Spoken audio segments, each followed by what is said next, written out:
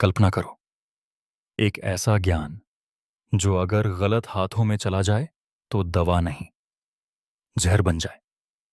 और इसलिए उसे किताबों में नहीं, कसौटी पर रखा जाए। यही भारत के गुप्त ज्ञान का सबसे बड़ा सच है। यहाँ अक्सर कोई एक सीक्रेट सोसाइटी नहीं होती। यहाँ गार्डेड ट्रेडिशंस होती हैं। दीक्षा, अनुशासन और जिम्मेदारी के साथ आगे बढ़ता ज्ञान। कहानी शुरू होती है काशी की एक तंग गली में। बारिश की शाम। एक युवा आरव पुरानी किताबों की दुकानों में भटक रहा है। उसके मन में बस एक सवाल है, अगर हमारे पास इतना ज्ञान था तो वो सब खुले में क्यों नहीं मिला। एक बूढ़ा दुकानदार उसे एक फटा हुआ पन्ना देता है। उस पन्ने पर कोई मंत्र नहीं, कोई नक्शा नहीं, बस 3 शब्द हैं, रसशास्त्र, तंत्र, यंत्र। और नीचे एक लाइन, जो तैयार नहीं उसके लिए ज्ञान विष है। आरव हंस हंस देता है। उसे लगता है ये तो बस डराने की बात है। लेकिन उसी रात उसके सपने में एक दरवाजा आता है, पत्थर का, भारी। और उस पर लिखा है, पहला द्वार, रस शास्त्र। आरव भीतर जाना चाहता है, लेकिन दरवाजा नहीं खुलता। एक आवाज आती है, यहां सोने की खोज नहीं होती, यहां गलती की कीमत जान होती है। आरव चौंक जाता है, क्योंकि रसशास्त्र को लोग अक्सर एल्केमी कहकर सनसनी बना देते हैं, पर असल में यह परंपरा धातु खनिज और खास तौर पर पारे जैसी चीजों की प्रोसेसिंग से जुड़ी मानी जाती रही है।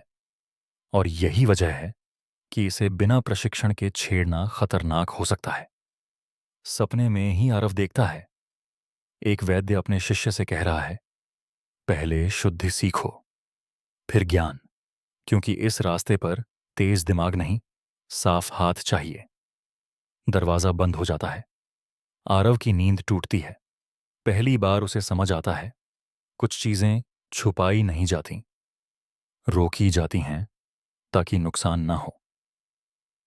अगली रात दूसरा दरवाजा, उस पर लिखा है, दूसरा द्वार, तंत्र। आरव के दिमाग में तुरंत वही फिल्मी तस्वीरें आती हैं, अंधेरा, डर, रहस्य। लेकिन इस बार सपने में कोई डरावना दृश्य नहीं, बस एक शांत मंदिर और एक गुरु सी आवाज। तंत्र का अर्थ शॉर्टकट नहीं, तंत्र का अर्थ अनुशासन है। आरव पूछता है, तो इसे सीक्रेट क्यों रखा गया। आवाज कहती है, क्योंकि यहां भाषा सीधी नहीं होती, यहां प्रतीक होते हैं, और प्रतीक को लिटरल समझोगे तो अर्थ टूट जाएगा। फिर एक और लाइन आती है, धीमी लेकिन भारी, कुछ बातें बिना दीक्षा के नहीं दी जाती, क्योंकि हर मन उन्हें संभाल नहीं सकता। आरव को गुस्सा आता है, तो आप लोग गेट कीपिंग करते हैं।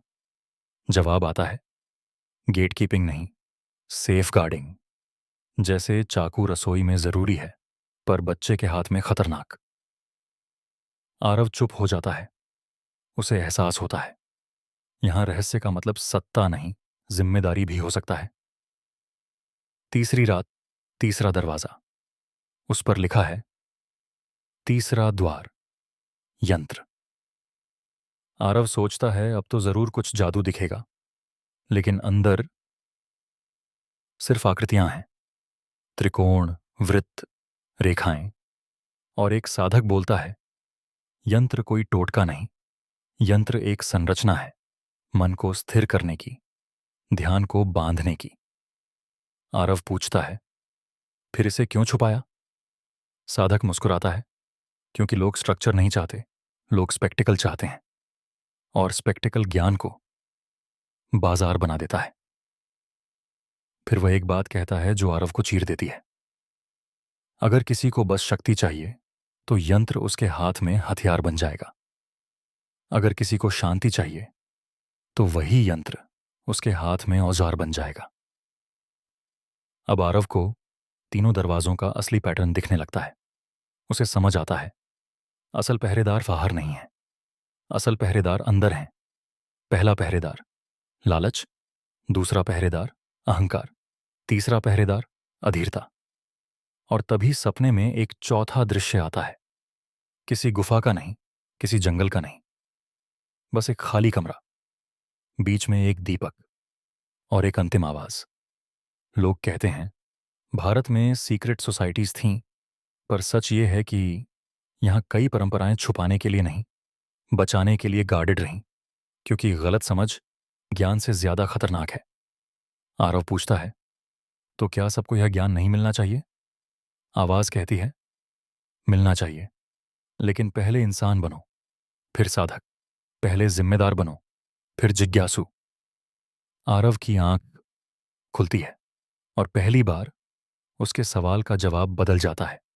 अब वह यह नहीं पूछता कि यह छुपाया क्यों गया। अब वह पूछता है, मैं इसे संभाल पाऊंगा? और यही इस कहानी का हिडन ट्रूथ है। कई बार रहस्य बाहर नहीं होता, रहस्य अंदर होता है। ज्ञान किसी वॉल्ट में नहीं, आपके चरित्र में सुरक्षित होता है। और अब आखिरी सवाल, अगर आपको इन तीनों में से एक दरवाजा चुनना हो, रसशास्त्र, तंत्र या यंत्र, आप किसे चुनेंगे? नीचे कमेंट में सिर्फ एक शब्द लिखिए, रसशास्त्र या तंत्र या द यंत्र। कथा क्राफ्ट है, रहस्य नहीं, संकेत।